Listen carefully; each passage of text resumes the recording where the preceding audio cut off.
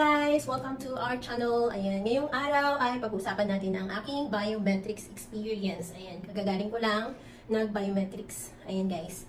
At ayan, sa mga hindi pa nakakaalam or hindi pa nakapag-biometrics, ayan, kung makikita nyo dun sa site, sa travel docs, yung mga kailangan para sa biometrics, ito lang yung nakalagay sa listahan nila. Yung number 1, yung valid passport, printed DS-160, yung confirmation page natin.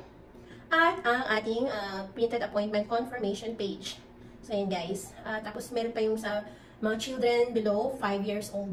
Ayan guys. So, ang dinala ko lang ngayon yung aking valid passport, yung DS-160, at saka yung appointment confirmation page para sa ating visa application center appointment. Ayan guys. Kasama niyan yung kasabay tayong nag-book niyan nung sa interview. Ayan guys. Yung appointment muna natin sa visa application center na biometrics bago yung ating visa application interview. Ayan. So, pinilin ko siya. Nakalagay na lang siya sa isang bond paper. So, ito siya. Ito ang itsura niya, guys.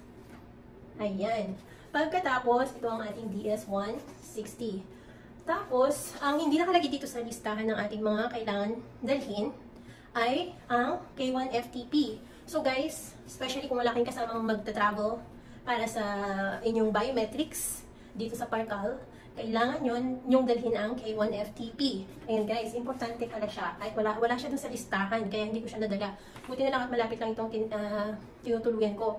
Kasi itong ating case number, yung may, naalala nyo yung may MNL sa unahan, ayan, di ba, pag case ready na tayo sa NVC, kailangan pala siya kasi ilalagay siya dito sa likod ng ating passport. Ayan siya guys. So, kailangan siya. So, huwag nyo siyang kaliligtaan na dalhin, especially kung wala kayong tagahawak ng inyong mga documents sa labas. And one more reminder guys, na hindi pwedeng magdala ng mga bag kahit gaano pa yan kaliit. Ang dadalhin nyo lang talaga is yung inyong mga documents. So better kung meron kayong dalang kasama para magdala ng inyong mga gamit sa labas, magbitbit. Meron namang ano doon, mga uupuan. Ayan, bababa tayo ngayon para ipakita ko sa inyo yung pwedeng tambayan ng inyong mga kasamang pupunta sa visa application center. At ituturo ko na rin yung way.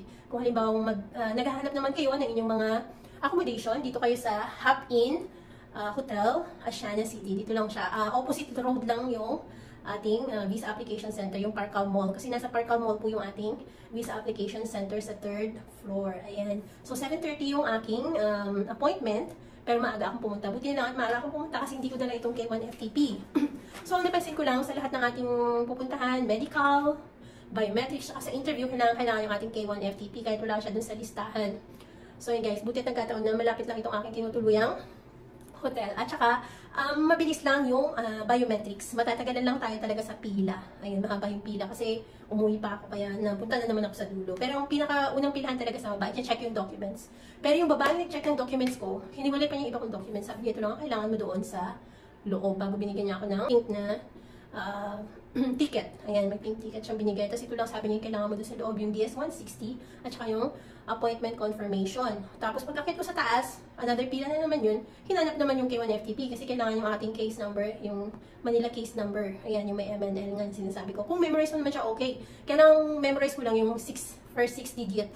Eh, kailangan sigurado ka. Kasi yun ang ilalagay sa likod ng ating mga pasaporte. So, ayan guys, paalala lang na panoorin muna itong video na to bago kayo mag-apply sa biometrics, lalo kung wala nga kayong kasamang tagahawak ng gamit. Kasi kung may kasama tayo, pwede naman natin bilhin lahat yung ating mga gamit, no problem. Bababa ka lang, kukunin mo yung kulang, tapos papahawak mo lang yung bag mo. Pero in my case, wala kasi akong kasama, naiwan dito sa hotel yung aking mga gamit, kaya umuwi pa ako. So, ayan guys, kukuhanin natin ang video dun sa baba para makita nyo. Kung dito kayo mag-check-in sa Hop-In, ayan, para makita nyo at hindi na kayo maghanap ng way papunta sa Parcal. Kaya anong ginawa ko kahapon, ayan, hinanap ko muna siya. Kaya maaga ako nag-check-in kahapon kasi hinanap ko pa yung visa application center. Ayan, tinanong ko yung guard kahapon. Ayan, thank you so much for watching and good luck sa inyong biometrics at sa inyong incoming interview. Ayan guys, good luck sa ating lahat! Eto guys, nakatawid na ako ng kalsada galing sa Hop-In Hotel. Ayan, nakikita nyo sa likod ko, yan po yung Hop-In Hotel. Opposite lang niya itong papuntang Parcal Mall. Ayan, ito, sundan nyo lang yung aking nilalakaran kung kayo pupunta rito. At makikita niyo ayan, yung landmark. Gawin yung landmark yung puno. Ayan, makikita nyo man nakaupo na tao dyan. Mga kasama nila yung kumukuha ng biometrics doon sa visa application center sa 3rd floor, sa Kogon Building.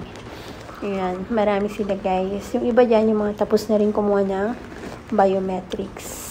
At ayan, diretso lang yung lakad. At ayun, may grupo ulit ng mga tao doon na naghihintay ng mga kasama nila doon sa loob, doon sa taas, mga pumipila. Ayan, ayan, kung saan nakafocus ngayon yung camera, ayun, doon po yung pila papuntang biometrics. Ayan, maraming tao. Buti na lang at maaga ako kanina. Maaga yung aking kinuhang appointment. Ito sila. Good luck sa inyo guys. Thank you so much for watching.